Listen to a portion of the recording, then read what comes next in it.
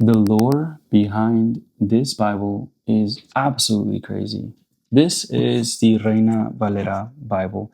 It is the most used Spanish translation Bible. If you grew up in a Spanish church, if you've been to a Spanish church, it's a big chance that they were using this Bible. But why is this Bible so popular all over Latin America? And why this revision specifically? And how did this version ever come to be? If it wasn't for the Reformation, we probably wouldn't be holding any Bibles at all. Because during the time of the Reformation, when Martin Luther hung his 95 Theses on the door in protest of the Catholic Church, it unleashed a chain of events that the world had not ever been prepared for. In the years to follow, many other reformers would rise up following the footsteps of Martin Luther, and these ideas would spread like wildfire all over Europe, much to the chagrin of the Roman Catholic Church. But in the time, many can argue that it was, at the very least, very corrupt. And in Spain specifically, it set up a system because, out of fear and caution that these ideas would spread into Spain, create a system what we now know as the Holy Inquisition, the Spanish Inquisition, a period in which people were hung for heresy for the most minute things. And the main efforts of the Inquisition in Spain, especially across the borders, was to prevent the ideas of the Reformation to spread into Spain and to make sure that the Bible didn't get into hands of commoners. And aside from whatever reason the Catholic Church had to keep the Bible away from common people's hands, it's important to know that there was really high literacy rates in this time, even in Europe. And also, in fact, the only people who had access to the Bible were really, really uber rich people and the Catholic clergy, the church. Besides that, not very many people had access to the Bible. Even in Catholic masses at the time, the Bible was read, but in Latin, a language that by that time many people did not speak at all. So they were going to Mass and not understanding what the priest was saying at all. It was necessary for people to have the Bible. But at the same time, it was blocked by the Catholic Church and very discouraged by the Holy Inquisition.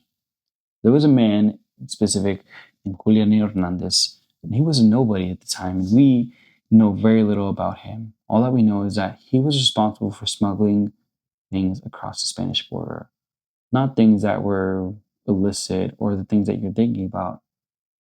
He was actually smuggling manuscripts, he was smuggling scriptures, and Reformation essays, sneaking them past these Spanish borders and hiding from the Inquisition. And some of these writings actually got to a monastery called San Isidoro. Unfortunately, in December 1690, Julian Hernandez was caught by the Spanish Inquisition. He was hung and he was burned, all for smuggling the scriptures and Reformation essays. But in 1557, some monks who embraced the Reformation led the San Isidoro mission, and these included two very important characters who we credit this Bible translation to today: Casiodoro de Reina and Cipriano de Valera. Casiodoro de Reina is not the first person to write a Spanish translation. There were other Bibles in Spanish, but they were not complete works, and they were definitely not mass printed. Born in 1520 in Montemolín, Spain, he was exposed to biblical texts and Reform ideology at the San Isidoro monastery. And him and other monks embraced the Reformation. They liked this idea, and they believed that there was a lot of abuses happening at the hands of the Catholic Church. They loved God, so they were kind of between a rock and a hard place, so to say. So after threats from the Spanish Inquisition, when they found out what they were up to, him and 12 other monks decided to flee to Geneva.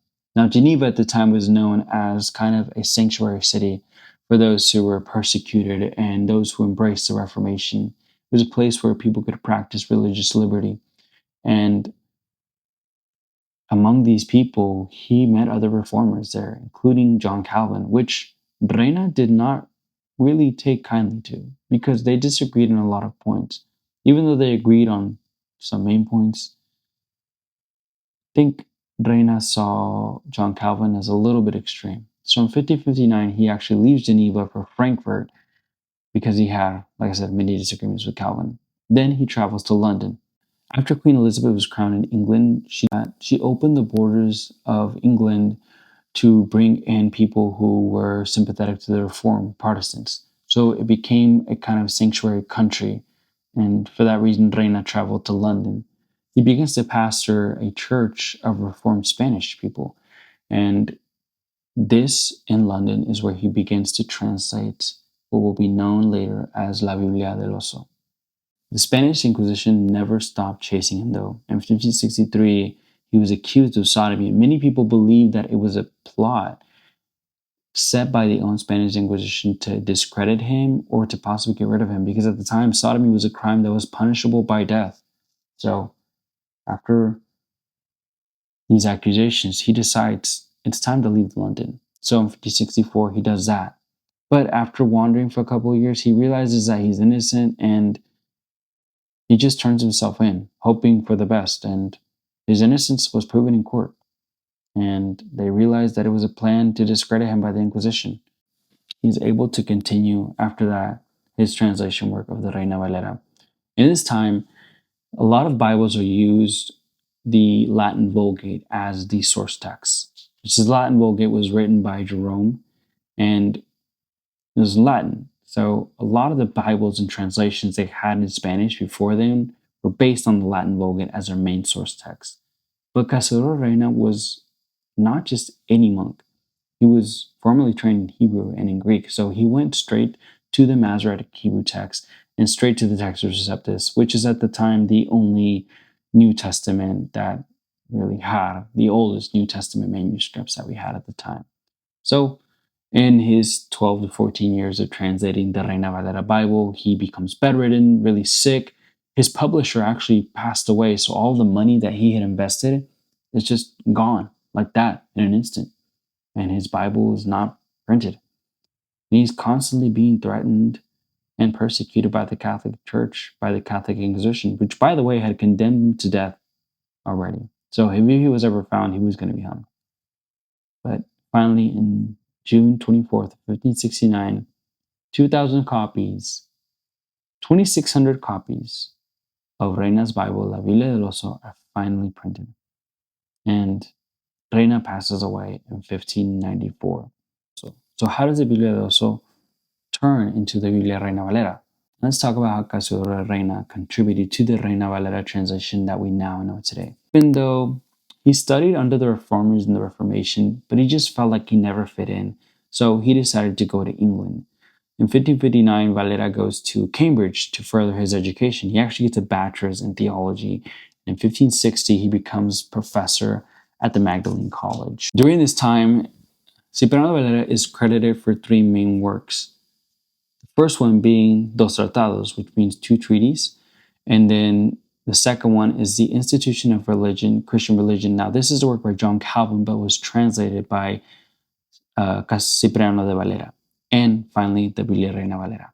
In 1588, he published Dos Tratados, where he wrote against the papacy and the Mass. He claims that the papacy and the Mass are the two pillars of the Roman Catholic Church, and if they're to be destroyed, then the whole system would collapse. He describes Jesus Christ as a proverbial Samson that is going to lean his hands on these pillars and knock them down. In the second edition of this essay, which is actually in the list of Catholic banned books, Valera laments the spiritual condition of his countrymen in Spain. He really longs for them to have the Bible. Both Reina and Valera both coincided with this issue. They just wanted everyone to have a Bible. They wanted everyone to have access to the Bible. And this was something that was not possible until the invention of the printing press. But also in this essay, he talks about the Pope and he calls him the Antichrist, which the Inquisition was definitely not happy about. And it's possible that Valera came to his conclusion because of his admiration for John Calvin. See, although Reina disagreed a lot with John Calvin, Cipriano de Valera was a little bit more sympathetic and a little bit more aligned with a lot of John Calvin's beliefs. And if you know anything about reformers, and especially like early Enlightenment preachers like Jonathan Edwards, they're really critical of the Catholic Church and even go as far as calling the Pope the Antichrist. From this point on, though, Valera concentrates on revising Reina's Bible. It's a daunting task of going from country to country all over Europe, talking to theologians, scholars, pastors, all helping him revise Reina's translation of the Hebrew Masoretic text and the Textus Receptus. In 1596, Richard Field published Valera's revision of the New Testament. However, Valera's run out of money, so he has no funding to do the printing for the entire Bible. So in 1602, he moves to Amsterdam, where he meets Lauren Jacobs, and he kind of tells him what's going on. And Jacobs prints Valera's 20 years of work in 1602. Valera was now 70 years old. It was the first complete Bible in Spanish, Old Testament and New Testament. Valera labeled it as a second edition, as it was a revision of Reina's translation. And this is what's known as La Biblia del Cántaro. So the Biblia del Oso had the inscription of the bear on it reaching for the jar of honey, but the Biblia del Cántaro, or the Bible of the jar, has an image of one man holding a jar, watering a tree, and another man with a shovel digging it. And it's supposed to be an allusion to the verse that said Paul planted and Apollos watered, but the growth comes from Christ. Unlike Reina's earlier translation, the Biblia del Cántaro does not include the apocryphal books, so it's 66 books in total, but it did include Reina's original annotations, but as well as Valera's new annotations. See, the idea was not just to print a Bible that was accessible to every Spanish citizen, but it was also to provide helps so that every person that reading the Bible could understand the Bible and the context of the Bible. And every book had a summary page.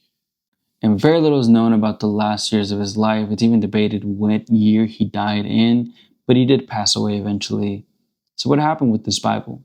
Well, remember that essay that Valera wrote a little bit earlier when he called the Pope a heretic? Yeah. So the Catholic Church didn't like that at all, and they deemed him a heretic. So for 300 years, this Bible could not legally be printed in Spain. Until 1865, the American Bible Society financed a revision of the Reina-Valera. It started in 1907 when a committee was formed, and it produced what we now know as the 1909 Reina-Valera translation, which, by the way, is free. If you want to read it or print it, it's public domain. And the version that we know today happened because in 1960, the American Bible Society formed another translation committee of scholars to create the Reina-Valera in 1960. Now, I'm not 100% sure about this because as I'm filming it, it's just coming to me that the Dead Sea Scrolls were found in 1946. I know that the Reina-Valera relies more on the Textus Receptus than the critical text, but maybe that's why they ordered a revision around that time. But until now, it's been the most popular Spanish translation to date, even though there's other Spanish translations. It's a translation that I grew up on. The Reina-Valera means a lot to me because it was a translation that my parents read to me. It's a translation that I memorized, and I still go to a Spanish-speaking church, and we use the Reina-Valera in 1960 kind of to a point where like some people can be like the equivalent of King James only in Spanish, but it is a really, really beautiful translation, rich in poetic languages, and it's hard to believe that just two men were used by God to revise this, and especially knowing the history behind it, it makes me appreciate this Bible a lot more because people gave their lives for this. And obviously, like when you're talking about the Bible, people gave their lives, they were persecuted, they were sawn in half, all this stuff.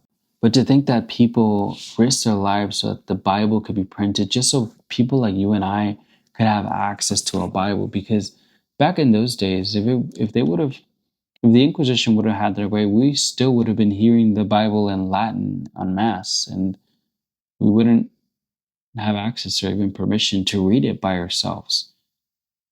But because of some brave men and a desire that God put in their heart that every one of us could have access to the printed Word of God, is the reason why we're able to even read this Word.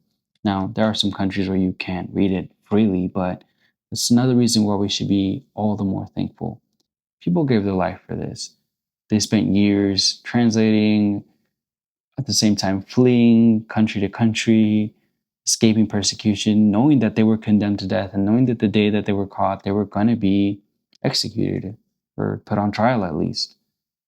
And so, knowing that history has made me love and appreciate this translation so much. And it's probably why it's still one of my favorite translations to date. And I hope that after hearing this video, you have a little bit of more love for the Reina Valera translation. Or if you've never heard of the Reina Valera translation, and you don't speak Spanish, at least you learned a little bit of history about one of our translations, because I think there's some really rich history in some English translations of the Bible. It's really cool to know that translation isn't just some translated from another English language, but it was a translation, it was a separate work all in of itself. And that's something to be pretty proud of. Anyways, if you enjoyed this video, my name is Saint Noel. I make videos about the Bible, about Christian living, the Holy Spirit, living a spirit-filled life. So if that interests you, subscribe to my channel and have a great day. God bless you.